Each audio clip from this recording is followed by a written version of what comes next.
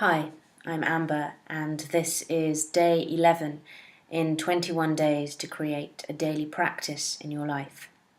Yesterday, day 10, was the practice of being love in action, being the embodiment of love every day, and in any given situation asking, what would love do? A truly powerful, life-changing practice.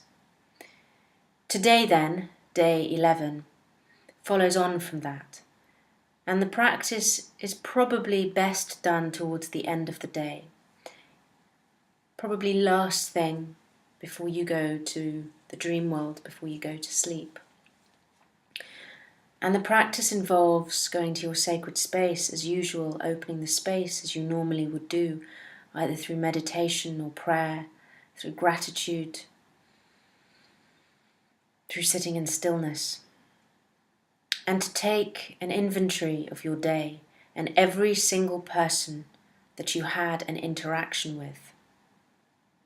Because today's practice is seeing the world as our mirror, as seeing everyone that we meet as our teacher, and asking what is being reflected back at me through this person, and what is my greatest teaching here.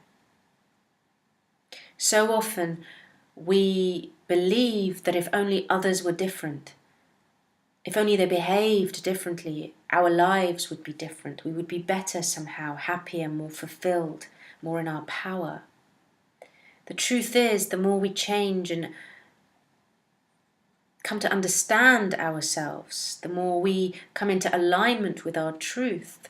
So not change, the more we come into alignment with our truth, the more we embrace all aspects of ourselves, the more the world around us shifts and comes into greater alignment, because we are all reflecting each other all the time. We are all seeing each other through our eyes of our own fears, our own wounds, our own insecurities. And when we take the time to build a daily practice of being love in action, a daily practice of seeing all as our mirror, as our reflection, then we truly start to see all through the eyes of the divine, because we see everyone as a gift. And then the illusion of separation falls away, the illusions of discrimination, of them and us, falls away. So the practice is to go to your sacred space and to take an inventory of the day of every single person that you had an interaction with. You may wish to write this down. You may wish to write down every person that you had an interaction with. You may wish to speak it out loud in a form of prayer and dialogue with the divine. You may wish to do this silently.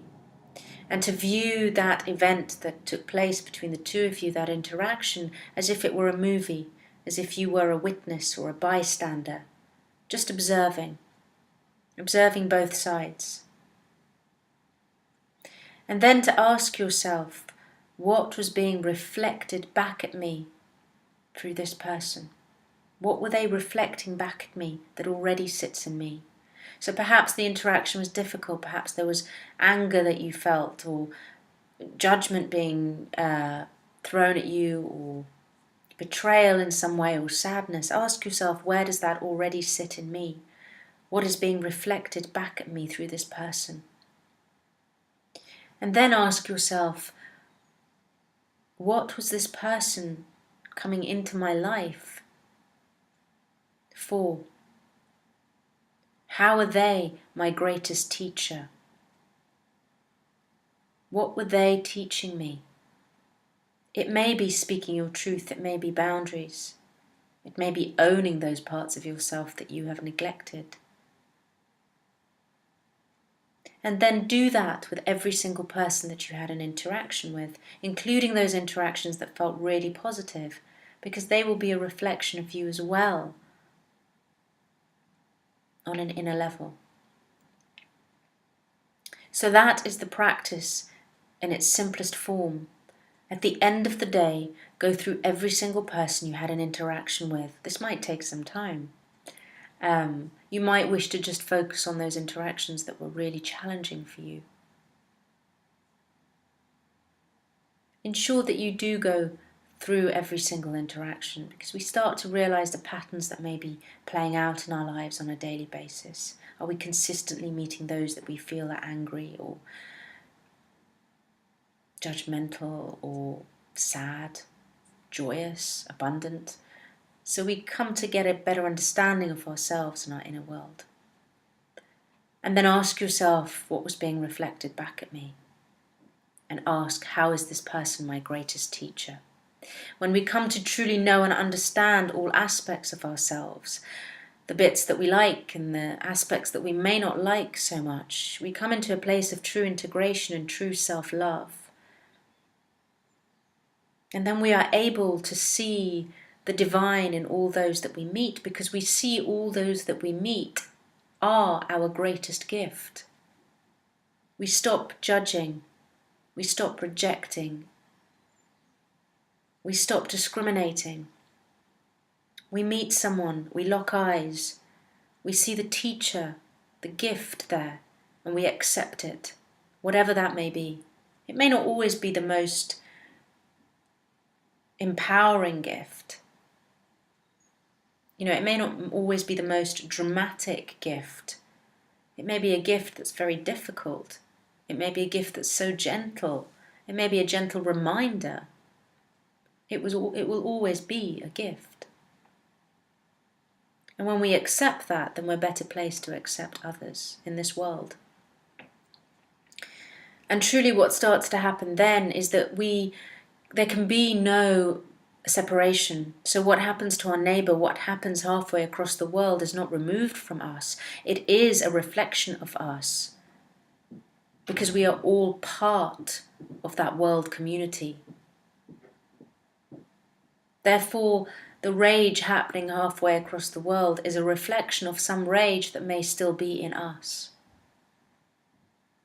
Truly to change the world, to make it the place that we yearn to live in, that we wish to be in, the work starts within. The love starts within. So once you've gone through the people that you had an interaction with and asked, what are they reflecting back at me? What are the teachings that they were sharing with me? Then the process becomes about integrating those parts of yourself, bringing love to those parts of yourself, greater understanding, perhaps going into prayer and asking for help. Perhaps focusing on love, as we talked about yesterday, and asking that energy of love to heal, to soften, to bring wholeness to that aspect of yourself. So truly this isn't just a practice that we do in the evening, it then becomes a daily practice in every moment of our lives, because everyone that we meet we start to see as a gift from the divine. Oh, you were sent to teach me this. You were sent to show me this.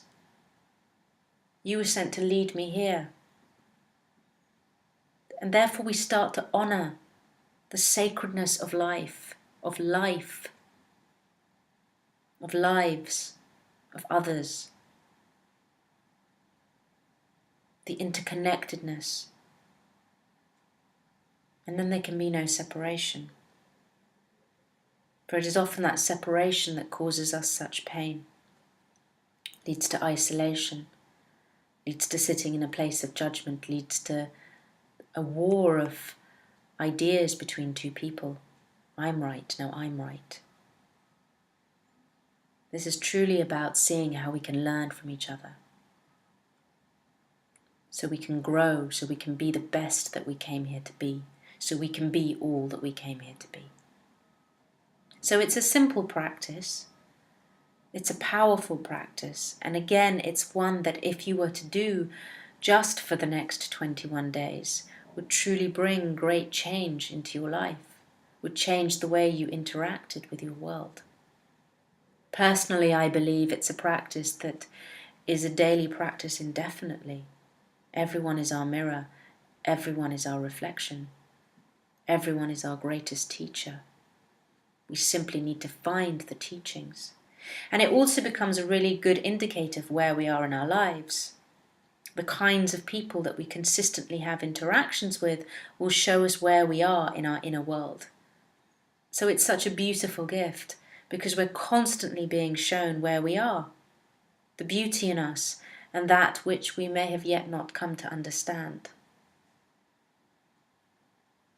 I wish you so much love and joy and power with this practice. May it truly hold you and empower you to come to understand all aspects of yourself.